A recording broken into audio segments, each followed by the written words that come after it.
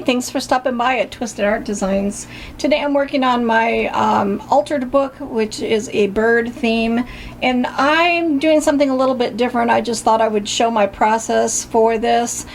This is a beautiful collage, and I just kind of wanted to do a fast forward video with not a lot of talking, and just music in the background for you to watch my process. So that's how I'm gonna do this video.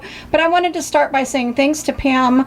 I received a tip to my PayPal me for the altered book videos that I've shown, and she just sent a nice message of my inspiring her, and I just wanted to say thank you, a heartfelt thank you, because it's really sweet when someone sends me a little tip and just a thank you. So thank you very much, Pam.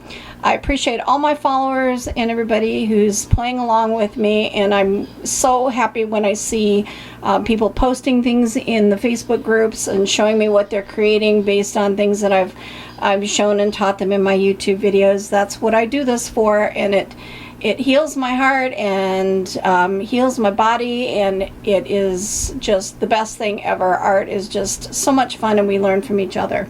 So thank you for stopping by today, and let's get started, and I'll show you how I created this bird collage page.